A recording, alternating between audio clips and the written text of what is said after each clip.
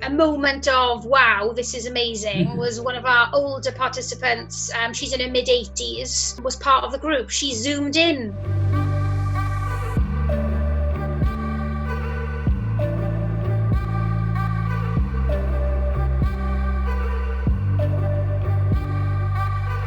Basically, when lockdown came, we were in the middle of lots of different projects.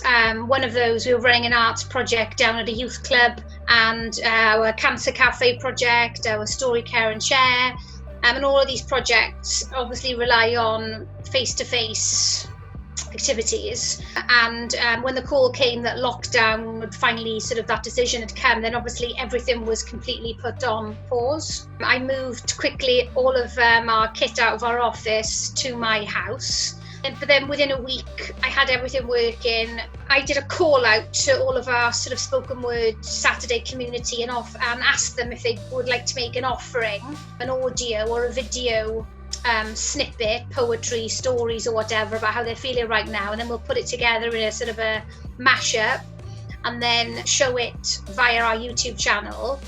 And we had a massive, I think we had over 20 people took part in that, an hour's worth of everybody's stories, and I think we've had about 200 clicks on that already. And whereas usually at Spoken Word Saturday, about 40 people come once a month. So already that's a real success for our organisation, that, we've had a massive, 3 times the amount of people that would normally see it and hear the work.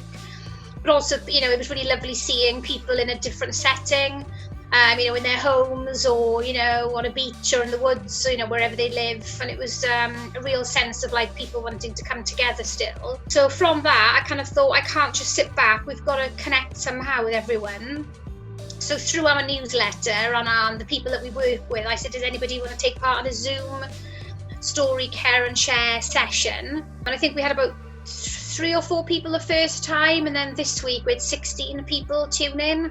A moment of, wow, this is amazing, was one of our older participants. She's in her mid-80s, was part of the group. She zoomed in. She just said that she really needs this right now. She needs the time to be stretched. She lives on her own. She's a lovely supportive family around her, but obviously she's in isolation. And it was just lovely to hear her say that. We're also doing Google Hangout sessions with our Young People Speak Up group once a week. Practically all our projects are now all up and running digitally, and also people that we did used to see that don't have a computer, we're phoning up, so they're part of our befriending. And also we're gifting people at home with a story, old school, over the phone. So we've got Phil Ockwidi, who's an amazing professional storyteller, calling up people and gifting them with a story. And we've collaborated with the International Storytelling Festival Beyond the Border, who have now relocated from Cardiff, the Vale, to Llandilo, Carmarthen. Also, within all of this madness, we've created a new link and partnership with an amazing storytelling festival.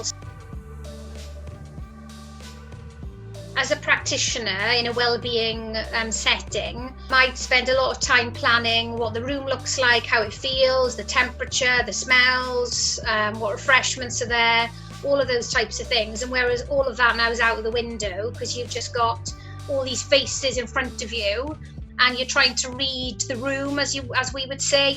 I'm trying to feel the energy of how everyone's feeling, and also just of how you manage that. Because obviously, if everyone has to unmute their mic, mute their mics, unmute their mics, because otherwise you've all that sound level. If one person talks over another, so I've had to kind of create a lot of boundaries at the start of the session to say, okay, well, I'm going to create a bit of running order. So when I ask a question, it kind of goes in order. And if you do need to ask a question, are we able to just shake our hands? So it doesn't become too school, put your hand up. But otherwise, if you don't manage it, you can see people get frustrated. But also, where the real challenge has been was with our young people. The young people that we work with, many of those are, referrals from the youth service. So these are young people that have lots of different issues or anxiety issues. And I didn't realise that there would be so much of an impact on those sessions. I took for granted the fact that I just thought young people would be really accepting of this environment, of seeing their faces, but they really struggled with that. And we had one session where I was literally just talking to a room, because everybody had put their cameras on, but they'd pointed it at the wall or the floor, and they said they did not enjoy that kind of platform. It's interesting, I kind of thought that it was going to be really easy with the young people and harder with the older people, but it's actually been the other way around. So we quickly adapted to them WhatsApp video groups, and that seems to be really working now. So it's small groups of 4, and it's groups that they've picked and with their friends, and it's less intimidating. Again, they might not come to the camera, they'll point it at something, but it's a little bit easier to manage. Because we have had young people be really emotional and really upset that they're really struggling, with this situation. And the biggest thing that they're all struggling with is not seeing their friends.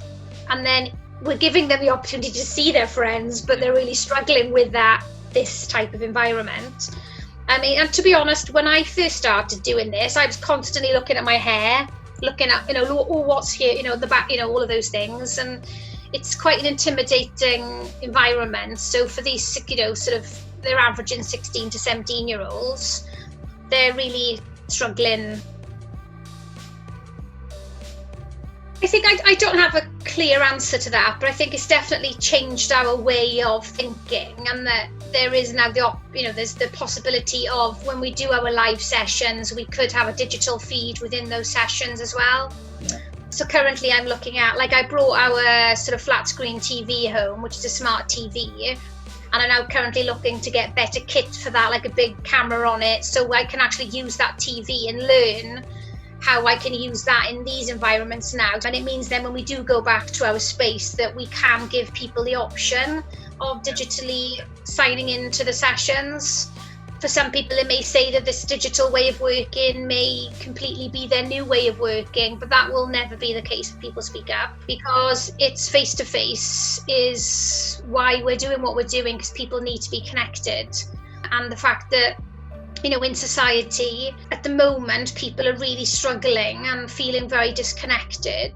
When this time is over, or in whatever diluted way it's going to be, we will create still face-to-face gatherings, but still look at ways of digitally connecting as well.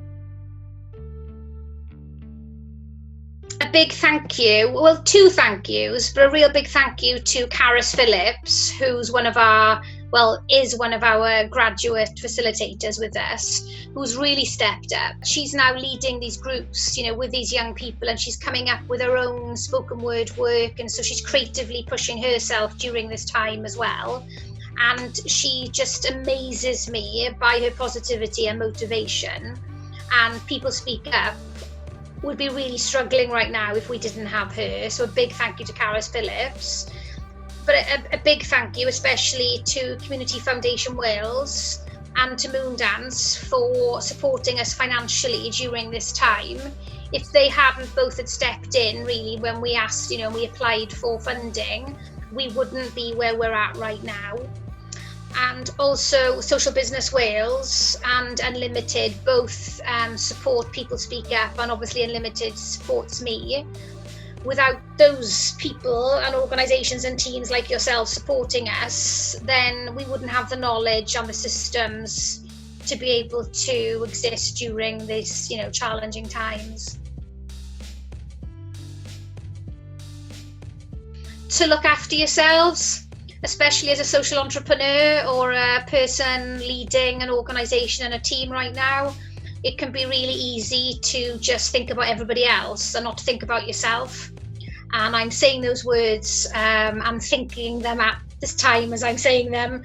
It's been really challenging. I found myself very tired and starting to feel really unwell, because I feel that I've been pushing myself too much. So I've realised over the weekend that it's really important that you need to look after yourself before you look after others.